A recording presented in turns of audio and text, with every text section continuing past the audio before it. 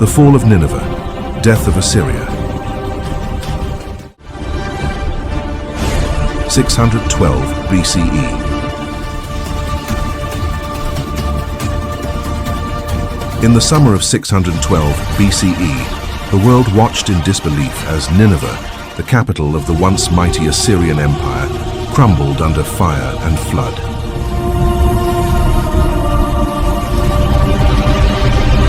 For centuries, Assyria had stood as an unconquerable titan, with armies that terrified kingdoms from Egypt to Elam. Its palaces glimmered with gold, its libraries guarded knowledge, and its merchants trafficked goods from across Mesopotamia. Yet, arrogance bred enemies.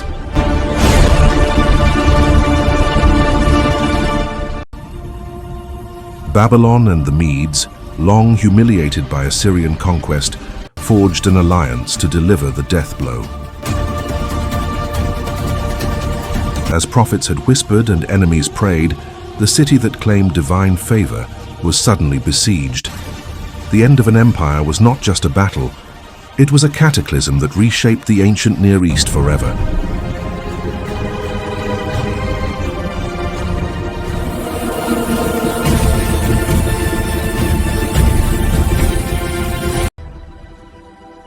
Assyria's collapse was not born in a single night.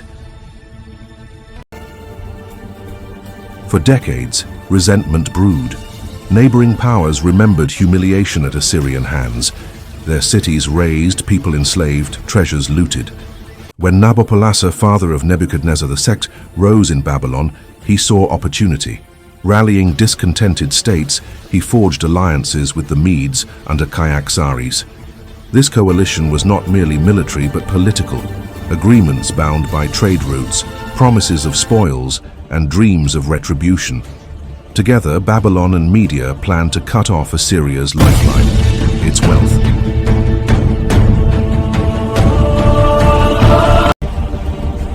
Nineveh's markets had once thrived with lapis from Afghanistan, cedar from Lebanon, and silver from Anatolia. Now, all eyes turned on the city's vast treasury, awaiting plunder. The coalition moved as one, wielding vengeance as both weapon and banner.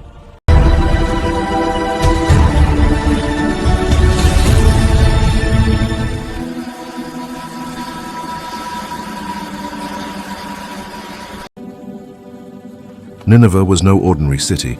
Protected by double walls 100 feet high and 50 feet thick, it was deemed impenetrable. Its population exceeded 100,000, with canals feeding fertile fields and palaces glittering with carved alabaster. Trade caravans brought luxury goods, spices from Arabia, horses from the steppe, and ivory from Africa. To many, it was the beating heart of the Assyrian Empire, a fortress of power and wealth. But within those strong walls lay corruption, decadence, and overconfidence. Merchants thrived, but soldiers had grown complacent after years of dominance.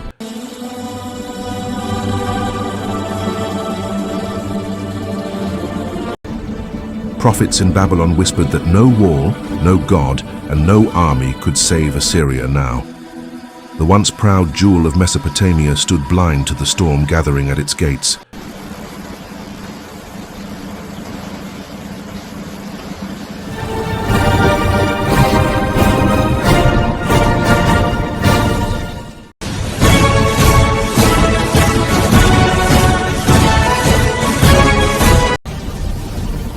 In Babylon, Nabopolassar rallied his men.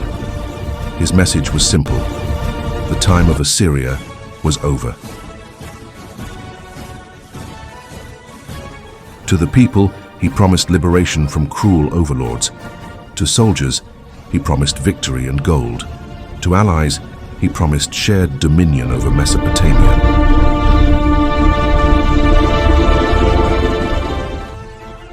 His armies marched north with siege engines, iron weapons, and relentless determination. The Medes joined from the east, their cavalry swift and deadly.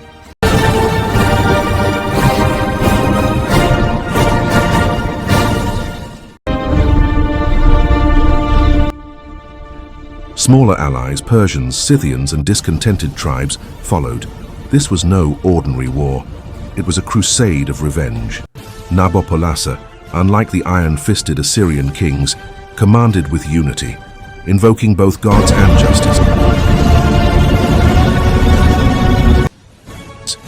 The sound of drums, clashing shields, and war chants echoed across the plains, heralding the beginning of the final chapter in Assyria's proud history.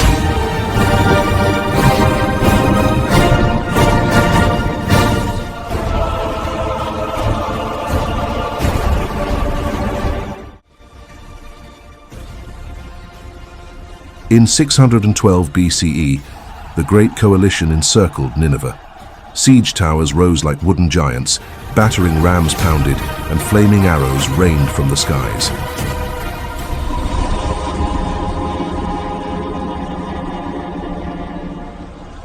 From the walls, Assyrian defenders hurled stones and poured boiling oil on attackers. The clash was relentless, days turned to weeks, yet Nineveh resisted fiercely. The city was stocked with grain, water, and weapons, prepared for a long struggle.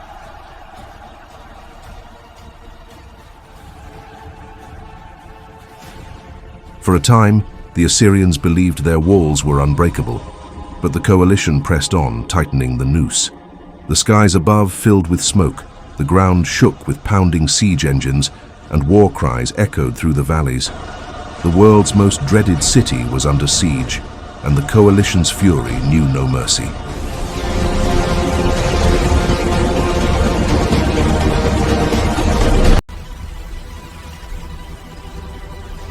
Assyria's greatest defense was also its downfall. The Tigris River flowed beside Nineveh, providing water and protection. Yet, Nabopolassar and the Medes devised a daring plan: divert the river. Engineers labored, digging channels, breaking dams, and redirecting water until the mighty current turned against the city. In one night of storm and flood, the Tigris roared through Nineveh's defenses. Walls once thought eternal crumbled as waters surged, drowning homes and soldiers alike. Panic swept the city as fires erupted in the chaos.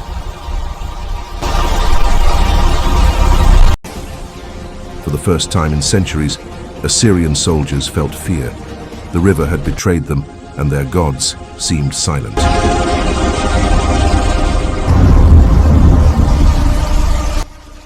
What siege engines could not achieve, the power of nature delivered with devastating finality.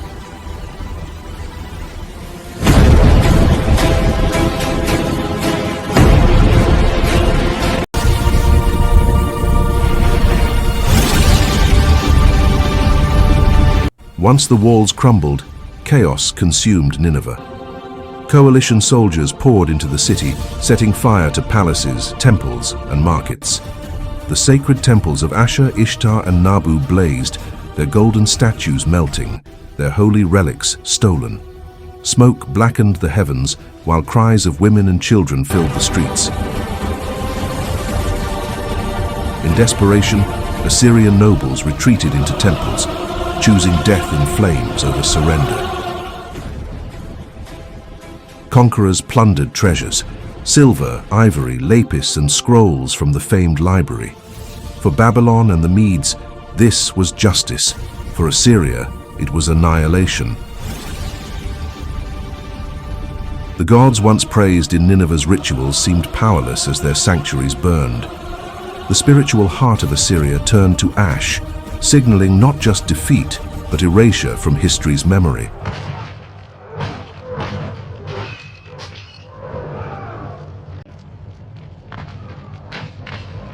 As fire consumed Nineveh, Assyria's nobles gathered in their palaces.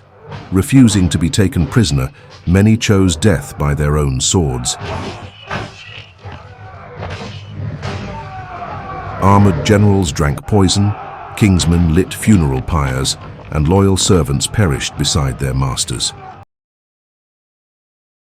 Their defiance echoed the pride of an empire that once ruled the Near East with an iron fist. Yet pride could not withstand steel and flame. Babylonian and Median soldiers stormed the last strongholds, cutting down resistors, enslaving survivors and stripping wealth. The nobles' self-destruction symbolized Assyria's stubbornness, better death than defeat.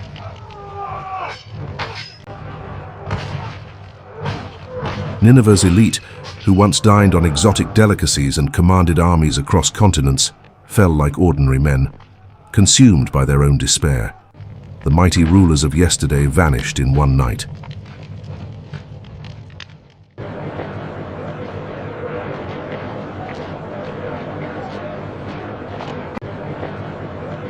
Before the siege, Nineveh's marketplaces thrived with goods from distant lands. Merchants traded Persian horses, Arabian frankincense, Anatolian silver and African ivory. Gold glittered in stalls, silk rustled, and spices perfumed the air. Trade made Nineveh the wealthiest city of its age. But after the flood and fire, the markets fell silent. Stalls burned, caravans scattered, and merchants fled with nothing but fear. For Babylon and Media, destroying Nineveh's economy was as crucial as military victory.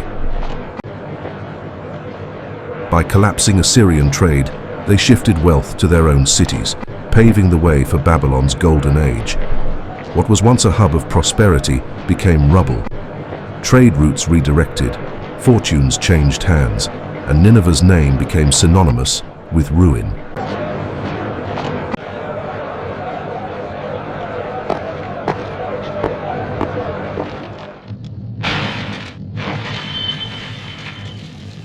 Looting the treasury deep inside Nineveh lay the royal treasury, vaults of unimaginable wealth collected from decades of conquest.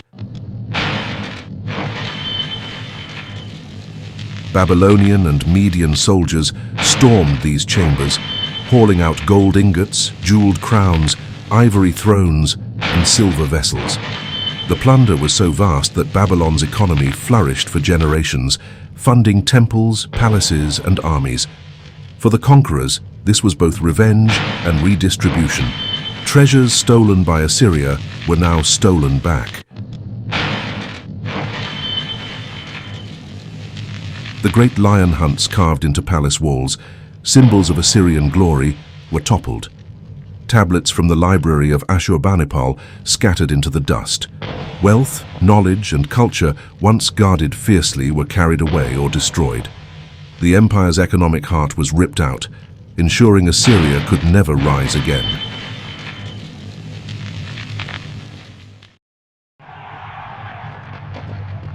Streets of blood.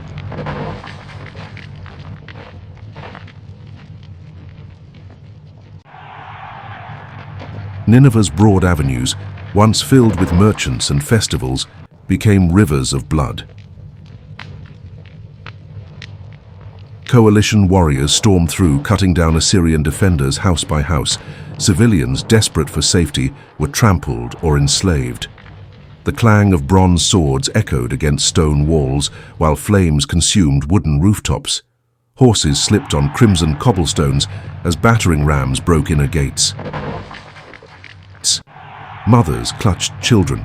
Priests begged for mercy, but fury ruled the conquerors' hearts. The siege had turned into slaughter. Every alley became a battlefield, every home a grave.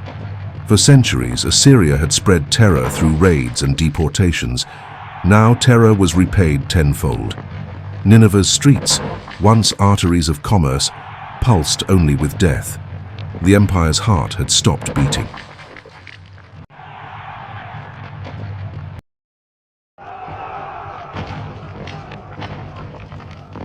Fall of the Palace.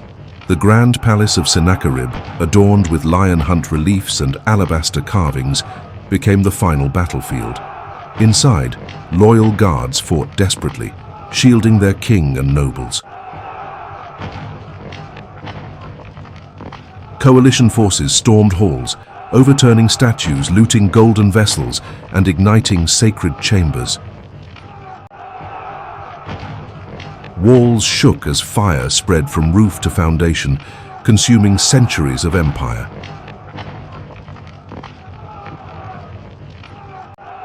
The murals that once glorified Assyria's conquests cracked under heat. Survivors fled into tunnels, but few escaped. For the conquerors, this was victory made visible. The palace itself collapsing symbolized the death of a kingdom. As flames reached the throne room, Assyrian banners curled into ash. The palace that once boasted invincibility now became a funeral pyre, sealing Assyria's fate in fire and rubble.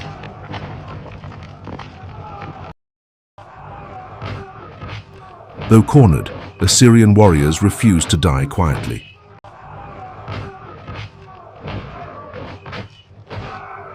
Rallying in the city's center, they mounted a desperate counterattack. Shields locked, spears braced, they surged forward, momentarily pushing back Babylonians and Medes. War cries pierced the inferno, echoing Assyria's once unbreakable spirit. Coalition soldiers fell beneath their blades, but sheer numbers overwhelmed resistance. Archers rained arrows from rooftops, cavalry cut through lines, and fire drove defenders into chaos.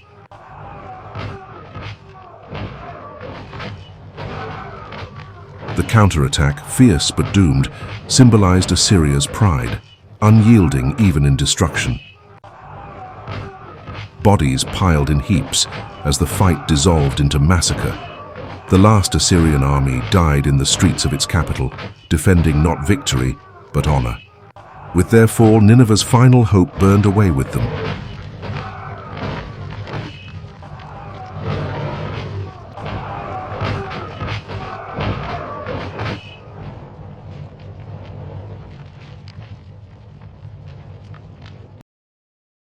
Once resistance broke, the conquerors gathered captives.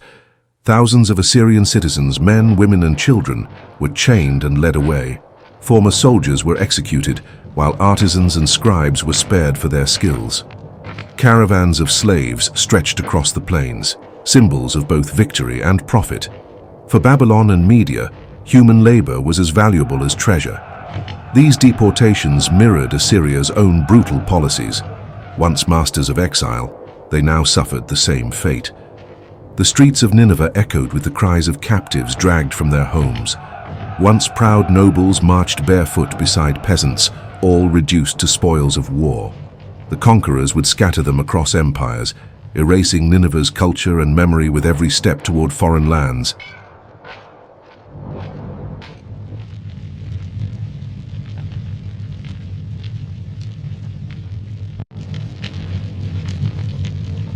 Nineveh housed the famed library of Ashurbanipal, a treasure trove of Mesopotamian knowledge, thousands of clay tablets inscribed with history, law, astronomy, and myths. But amid chaos, many archives burned. Flames devoured records of centuries, reducing wisdom into dust. Some tablets survived, buried in rubble, later rediscovered by archaeologists. Yet for contemporaries it was a tragedy, the erasure of Assyria's intellectual pride. Conquerors cared little for preservation. They sought plunder and domination. The loss of knowledge mirrored the fall of empire. What Assyria had gathered from the world was now scattered. From epic tales of Gilgamesh to royal decrees, priceless voices of the past turned into ash as ignorance claimed what once had been brilliance.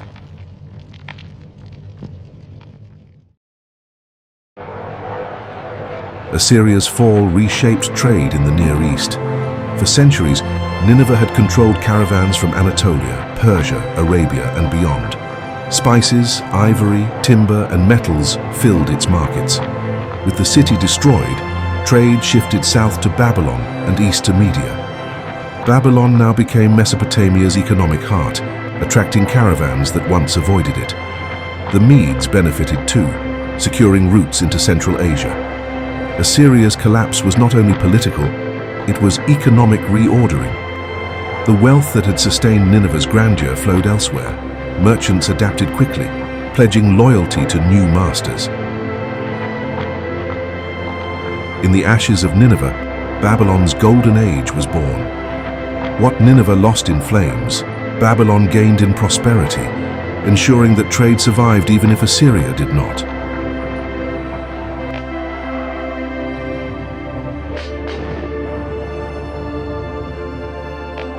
At Nineveh's smoking ruins, Nabopolassar stood victorious. His gamble had succeeded. Assyria, the great tormentor of Babylon, was no more. He shared triumph with his Median allies, dividing spoils and territories. For Babylon, this was more than revenge. It was rebirth. Nabopolassar laid foundations for the Neo-Babylonian Empire, later glorified under Nebuchadnezzar II.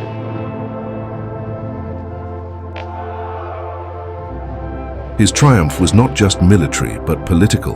Babylon now commanded respect across the Near East. The message was clear. Power could change, empires could fall, and new rulers could rise from ashes.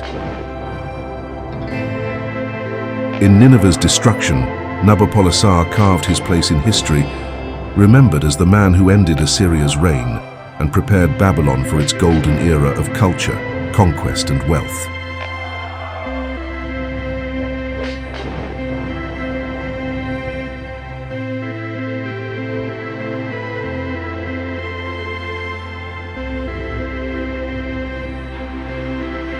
With Nineveh's destruction, Assyria ceased to exist as a great power. Remnants of its army fled west, clinging to Haran and Carchemish, but the empire's heart was gone. Once feared rulers who had crushed Egypt, Israel, and Babylon were now scattered refugees. Their legacy, terror, conquest, and innovation in warfare, was overshadowed by brutal downfall. To their enemies, it was divine justice. The mighty had fallen. To history, it was the end of an age. No empire could stand forever. No city was unconquerable. Assyria, which had dominated the Near East for 3 centuries, vanished almost overnight, its name cursed by some and mourned by none. The torch of empire passed elsewhere, leaving Nineveh as a warning to all.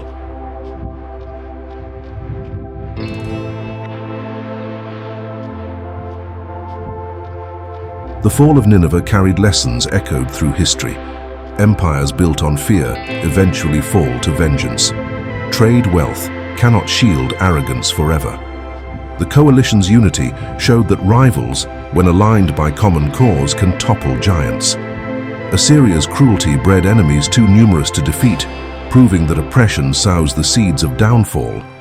Yet, Assyria also left legacies: military innovation, administrative systems, and preserved knowledge that shaped civilizations long after. Nineveh's destruction reminds us that no empire, however mighty, is eternal. Power is fleeting, prosperity fragile, and arrogance fatal. The rise and fall of Assyria foreshadowed the fate of countless empires after it, teaching humanity that even greatness crumbles when pride blinds wisdom. History remembers Nineveh's end as both fiery and watery. Floodwaters broke its walls, flames devoured its temples. Nature and man together conspired in its downfall. What seemed eternal dissolved in days. Today, archaeologists uncover fragments, palace carvings, charred tablets, crumbled gates that whisper of a lost world. Yet the story of Nineveh endures not only in ruins but in memory.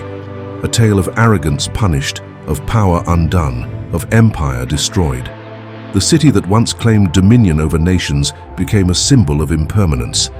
In its ashes, Babylon rose, media thrived, and history moved forward. Nineveh's fate warns us still. No city is eternal, no empire immune. Fire and flood consume all.